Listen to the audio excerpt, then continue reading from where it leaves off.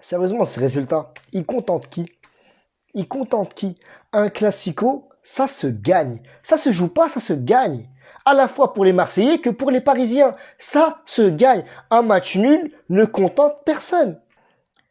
Surtout pas dans ce match-là. Ce match-là, on aurait dit une après-midi dans les urgences. C'était dur à regarder. C'était dur à regarder. À un moment, j'étais partagé entre la haine et le fait que mon cerveau, il se faisait aspirer devant le match. Mon cerveau était sur boîte vocale. J'en pouvais plus.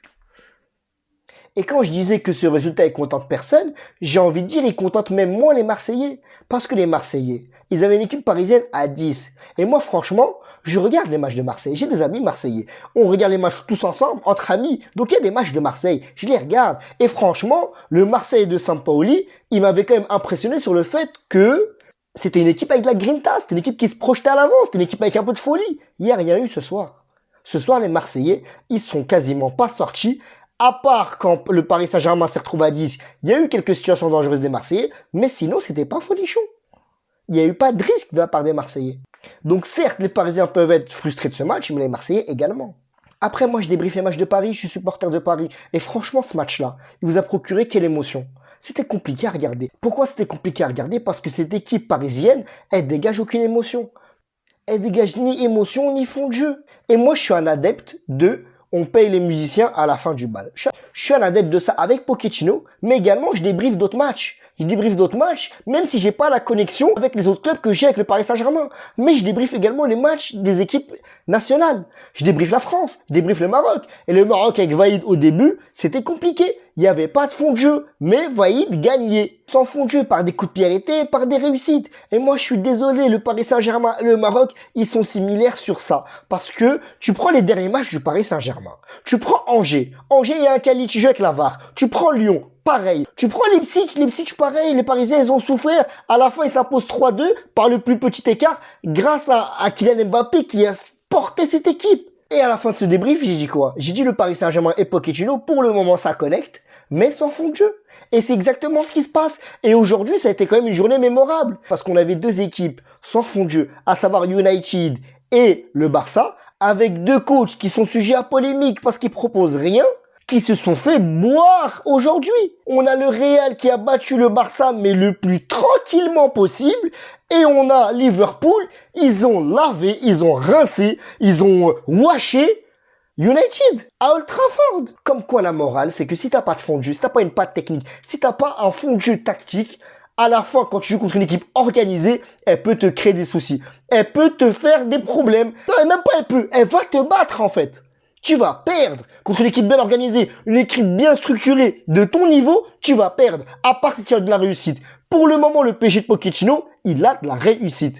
Ou il a de la réussite, ou il a des individualités qui, à certains moments, peuvent porter l'équipe. Après, vous qui regardez le match, moi qui débriefe, on est d'accord. On n'a pas des diplômes de coach, on n'a pas le diplôme de l'UEFA Pro. On est d'accord. Maintenant, quand toi tu regardes un film, si le film tu trouves mauvais, si tu vois des erreurs de montage dans le film, eh ben, t'es pas scénariste, mais tu peux souligner ça. Tu peux le souligner quand même. Pourquoi? Parce que ça a tilté dans tes yeux. Et moi, je suis désolé, le Paris Saint-Germain de Pochettino, c'est un film avec des erreurs de montage. C'est une équipe qui bégait.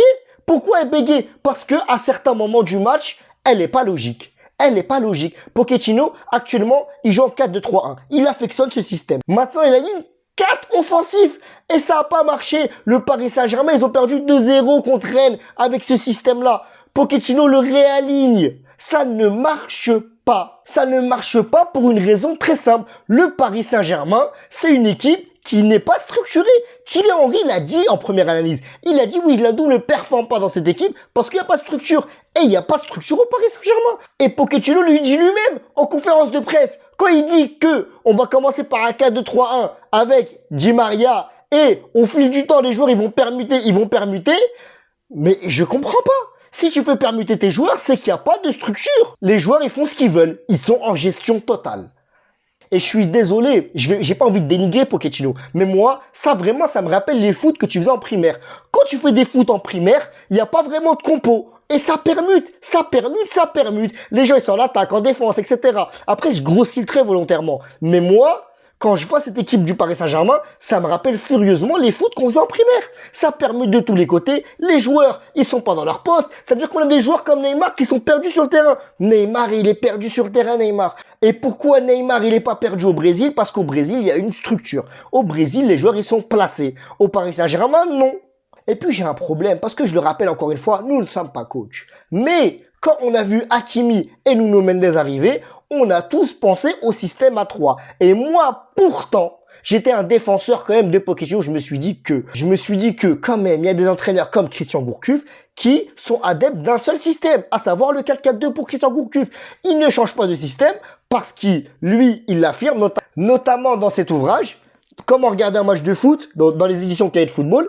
Il a préfacé cet ouvrage, et dans cet ouvrage, en gros, il résume, il dit, moi, je suis adepte du 4-4-2, parce que le 4-4-2, il trouve que c'est un système flexible, c'est un système qui s'adapte, ok, etc. Mais surtout, c'est un système que lui maîtrise. Et c'est vrai que je suis d'accord qu'un coach, c'est vrai que il faut qu'il reste dans un système qu'il maîtrise. Mais alors, d'accord, mais dans ce cas-là, Pochettino, pourquoi tu joues avec Hakimi et Nuno Mendes? Ne joue pas avec eux. Parce que visiblement, les deux ont un profil offensif. Ce sont des pistons. Et tu les fais monter très haut. Et on l'a vu sur la phase de contre-attaque. Quand Hakimi, c'est le dernier joueur, il est en 1 contre 3. Et donc, il fait faute. Et il fait faute. Et moi, je suis désolé, sa faute, elle est explicable. Il y en a qui vont dire, il est pro, il ne doit pas faire cette faute-là. Mais attention. Pourquoi? Parce que s'il fait pas faute, Navas se retrouve en 2 contre 1. Et je suis désolé, en 2 contre 1, le pourcentage de buts, il est élevé. Donc Pochettino, si tu veux rester dans un 4-3-3 ou 4-2-3-1, bien t'en face, mais ne titularises pas Hakimi et Nuno Mendes.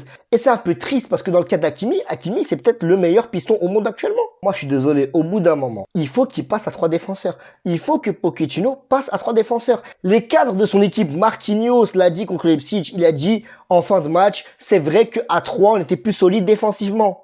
Donc moi je comprends pas qui s'entête avec son système. Ça ne marche pas. Et il y a également un autre truc que je reproche au Paris Saint-Germain, c'est que le Paris Saint-Germain, on est d'accord, c'est une équipe qui va exceller en transition, en contre-attaque. Mais le problème, c'est qu'en Ligue 1, tu joues contre des blocs bas. Même Marseille, qui est une équipe qui, normalement, apporte un peu de folie, ils ont joué reculé ce soir. Après, on peut pas leur en vouloir, mais ils jouent reculé parce qu'ils jouent contre le Paris Saint-Germain. Ils sont à domicile. Ils veulent pas se manger une bronca. Ils jouent le Paris Saint-Germain. Telle contre-attaque, c'est létal. Donc, les équipes en Ligue 1, ils jouent bloc bas. Quand une équipe, elle est reculée, c'est dur d'avoir des contre-attaques. Il faut avoir des phases d'attaque où tu gardes le ballon. Des phases d'attaque où tu rediriges le ballon. Ce qu'on a vu un peu dans ce match-là. Mais pas assez. Après, en vrai, il y a une phrase qui dit, quand t'es pas capable de gagner, ne perds pas. Et ben le Paris Saint-Germain, j'avais pas l'impression qu'ils étaient capables de gagner ce soir. Pourtant, dans les expected goals, bon, les expected goals, c'est une stat. En gros, c'est les occasions nettes. C'est basé mathématiquement par plus de 100 tirs dans des angles différents dans une surface. En gros, ça calcule les occasions nettes. Les occasions qui auraient dû se transformer en but. Ok. Le Paris Saint-Germain, ils sont à 2,43. L'OM, ils sont à 1 et quelques. Donc, Paris a eu plus d'occasions nettes que l'OM. Et ça, c'est le deuxième point, c'est que Paris Saint-Germain, en finition, il y a un problème. Ce n'est pas une équipe tueuse. Et ça, c'est compliqué parce qu'il faut tuer dans ces matchs-là. Si t'as pas de fond de jeu, ok, t'as pas de fond de jeu, tu t'appuies plus sur des individualités qu'un collectif. Tu peux le faire. Maintenant, faut tuer devant. Et dans ce match-là, j'ai pas vu réellement de top. Bien sûr, il y a eu le travail défensif. Le travail défensif, il a été bon ce match-là. On a eu Marquinhos, capitaine Marquinhos, qui est toujours stable défensivement. On a eu quand même Kimpembe qui à un certain moment, notamment, il a fait un retour, il a fait une course de 30 mètres. Kimpembe quand même, c'est vrai qu'il fait certaines erreurs, notamment sur le carton rouge, il est pas là. Bien sûr, c'est préjudiciable. Il est pas là. Marquinhos également est pas là. Hakimi se retrouve en 1 contre 3, ce qui n'est pas normal. Maintenant, à la sortie de Hakimi, la défense, elle était solide. Nuno Mendes également, il fait un match solide défensivement. Il est dans la surface. Plusieurs fois, il défend avec les mains derrière son dos. Plusieurs fois, il a annihilé des centres. Mais je reviens à ce que je disais. C'est dommage qu'un Nuno Mendes, avec ce talent offensivement, il soit bridé comme ça. C'est dommage qu'un Hakimi, il soit également bridé. Voilà la team, j'ai préparé une intro aussi, Paris Saint-Germain a gagné, bon au final c'est l'autre intro, du coup plus salé. Hein.